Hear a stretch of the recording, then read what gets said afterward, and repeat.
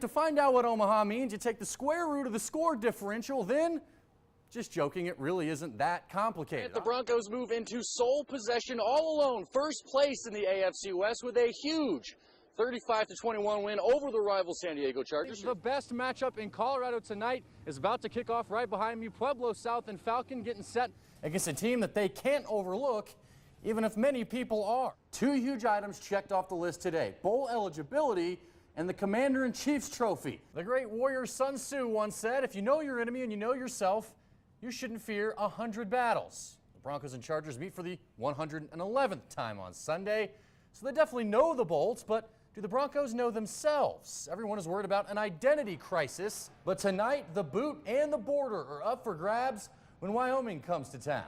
How much is the running game when it's going well? How much does that help you guys as an offense? It helps a lot. Don't laugh when I say this. Peyton Manning is actually worried about the Jets. All right, you can laugh a little. At least he says he's worried about the Jets, or their defense anyway. They might be anemic on offense, but the Jets, they aren't bad on D. Passing defense has some holes, but all around, what would you say, Peyton? They're a solid unit? I'd say better than solid. I think there's a stout defense, tough against the run. And this, folks, is why I'm single. Foul ball in the Mets-Braves game. Ball boy gives it to a young fan. Then he's going to turn around to the girl sitting next to him and say, here's something thoughtful and meaningful to me. I want you to have it. She says, I'm too busy texting. Look at this kid's face. Yeah. As men, we are all just as baffled as you are, young fella. Starts young. Zach? I guess so. Nice guys finish last is what they say. Air Force didn't have two of its most important seniors on Senior Day yesterday. Without their starting quarterback and starting running back against their toughest opponent of the year, a different senior managed to pull off something unbelievable. Number 21 Colorado State can win the division with a win yesterday and a Boise State loss coming up. Air Force playing without Cale Pearson and Jacoby Owens sidelined with injuries coming in, so Nate Romine led the Falcons under the helm, and he got them to a 24-17 lead late in the fourth quarter, but you can only hold the CSU offense down for so long. Garrett Grayson to Rashard Higgins. Wow. Corner of the end zone to knot it up at 24. Rams have all the momentum. Under 2 minutes left, still tied. CSU with a 4th and 1. They go for it instead of punting, and D. Hart is stuffed. Weston Steelhammer in on the stop. A huge defensive play. Air Force gets the ball back at midfield. They need some yardage and a timeout for a field goal try, and they get the first part of it to Garrett Brown, who just does not go down and will not give up the football. Falcons are in field goal range for Will Conant, the semifinalist for the Groza Award. Rams try to ice him, but it doesn't work. He sticks it as time expires, and Air Force does it. 27-24, upsetting CSU. They go undefeated at home this season, and Conant provided the heroics on his last ever play as a senior in Colorado Springs. I was really calm out there. I mean, they called it a timeout, and I was just like, okay, thank you. I was really thirsty, so I got some water, and I got a good sip. I did. Extremely parched.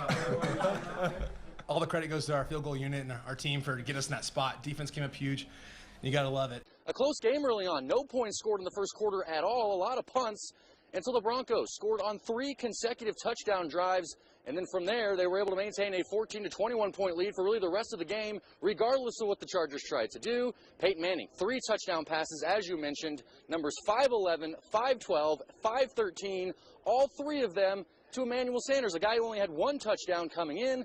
He scored his first one last week on Sunday Night Football. Juwan Thompson adds 2 touchdowns for the rookie. Was last week's Broncos loss a good thing? It was for Peyton Manning, and it was this week. 18-7-0 in games after his last 7 losses. Not only that, he averages 374 yards and 4 touchdowns in those games. And that doesn't even count what he did today. Broncos in need of a win. Julius Thomas out with an ankle injury from last week. Emmanuel Sanders in, past the concussion protocol Thursday. Add Von Miller to the list of guys who are sore. He takes a knee to the groin on the first play of the game. Needed some time to recover, obviously, and the rest of the opening drive really felt like a knee to the groin. Daniel Thomas from 3 yards out. It's already 7-0 Miami. They took a 14-3 lead in this one. Denver wakes up in the second on offense. Anyway, kind of. Manning to Demarius Thomas from 5 yards out, 14-10. Then after a Miami score, Peyton back to DT, 21-17. It's a 4-point Denver deficit. Second half now. Broncos D forces a punt, but on the return, Isaiah Burse fumbles it. Miami recovers, and the Fins capitalize. Tannehill to Jarvis Landry to make it 28-17, but Denver catches fire from there. Manning to DT for the third time in the game. They're down 5, so they're going for 2. Yep, 2, Peyton. And on the attempt, Manning is going to float one. Look at the touch to Sanders with a floater. Broncos down just 3 at this point, and that's when they go back to the running game. C.J. Anderson. He added 167 yards rushing. Broncos take their first lead of the game. Later, the Denver D finally comes up big. Tipped and picked off by T.J. Ward. Battling an injury in this game, he returned to perhaps seal the game with this play. Manning would go on to throw his 4th touchdown pass just moments later to Wes Welker to complete the comeback. Broncos win it 39-36. Manning threw for 257 yards to go with all 4 of those scores. No interceptions for a 135.4 rating. But more importantly, the Broncos ran for 201 team rushing yards. That's the most on the season by far. Broncos moved to 8-3 on the season. Grant Meach was at Mile High and joins us now. We'll play every game like it's your last. It's a cliche thrown around on football t-shirts, but it was the last game for one Discovery Canyon player last night, and he and the rest of the team certainly played like it. Discovery Canyon beat Pueblo East with the ground game, but sometimes the short runs are more meaningful than the long ones. Late in the 4th quarter, the Thunder, up 6, needed first downs to seal the game, when instead of handing it off to a faster, shiftier, more explosive runner who had already scored twice, they gave it to Alex Weber. It's just a great feeling. We all came together at the end. We made the drives when necessary. We knew we had to do it. We knew we were going to do it. Just a great feeling. They all knew it would work. They were playing for something more than just a win. They were playing for Weber, who was logging the final carries of his career. After tearing his bicep last week, he needed one more game with his team before his season ended. On the game-deciding 4th down, with just over 2 minutes left, the most motivated player on the field needed just 1 yard to seal the game. Channeling everything he had against the team that knocked him from the playoffs a year ago, the senior fought through pain and tacklers for an extra 6 inches that won the game. It's the best feeling in the world, you know. I mean, last game, I'm playing in high school. Just to go out like that is just a great feeling. I mean, it's the line. Second half, they stepped up. They got the push. It was great. Being the team leader, he gives credit to everyone else, but he got the game ball. For inspiring the whole team to win it for Weber. Fullback's last game, it's definitely the way we want to go out with it. It's the best feeling in the world. I couldn't ask for any more. I love all you guys. A storybook ending for Weber.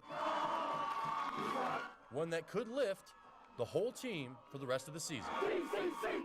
Grant, to find out what Omaha means, you take the square root of the score differential, then, just joking, it really isn't that complicated. Obviously, I don't know for sure what it means, no one but the team does, but after looking at the film, it's pretty clear.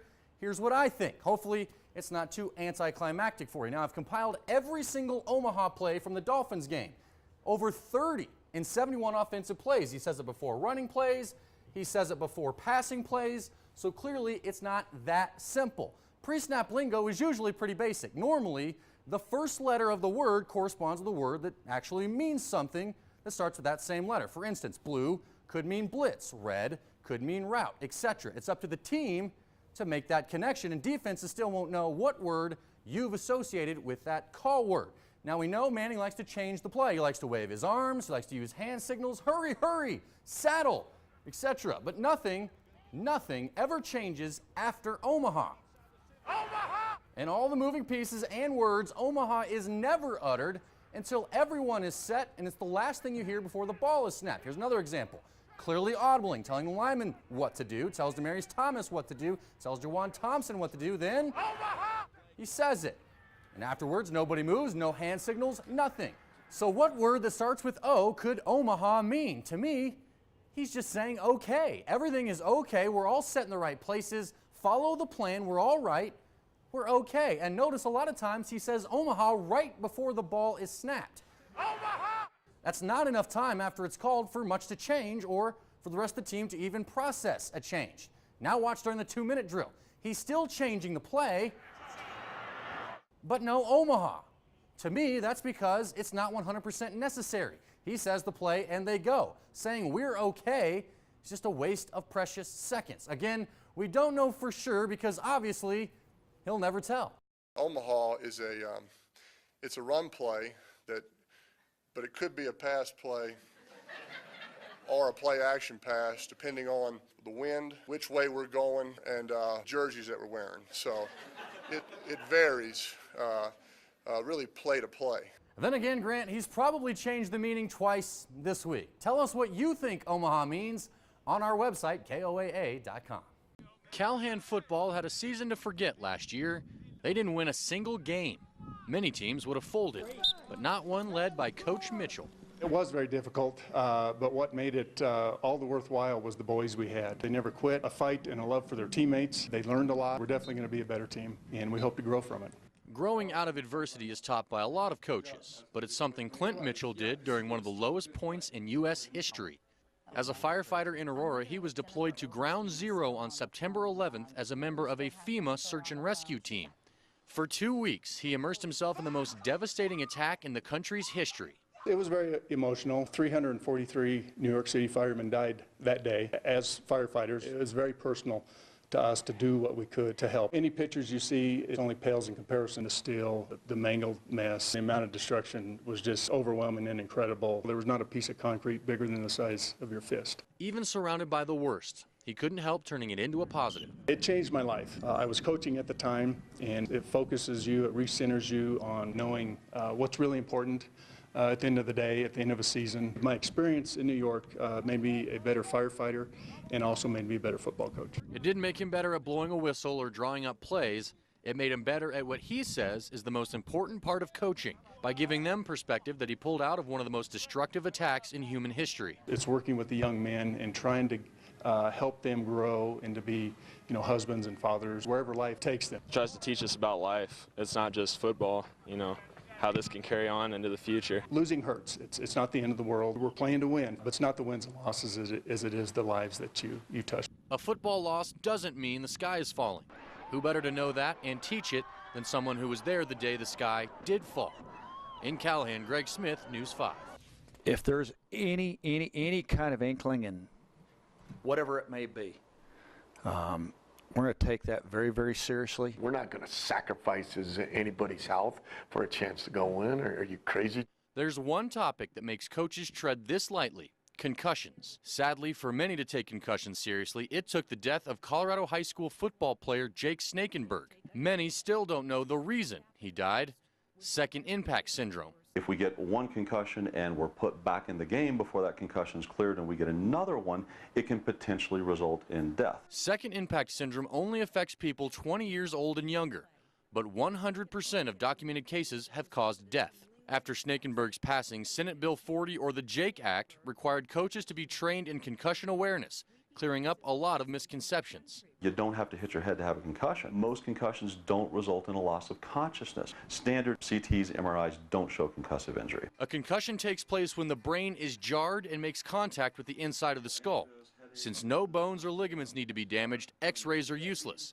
Symptoms are the only way to tell. I'm feeling spacey, I'm confused, disoriented, perhaps emotional, need excessive sleep, or can't sleep. One of the challenges with our youth is the ability to communicate that to adults.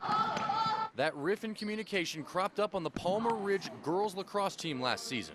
4 players suffered concussions without realizing it, and all 4 sat out their first playoff game, a Bears loss. I felt pretty dizzy and nauseous, and the noises, I was just why is it so loud right now, and it's bright, and what time of the day is it? They asked me that, and I had no idea. It impacted our team dramatically. I had to start 5 freshmen for our playoff game. Definitely concussions are too delicate to mess with. There's no way I would have put these girls in the game. It's something that we're taking serious. Yet another coach that treads lightly around concussions, and for good reason.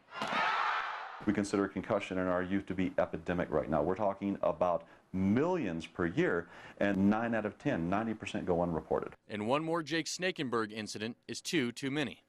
In Colorado Springs, Greg Smith, News 5.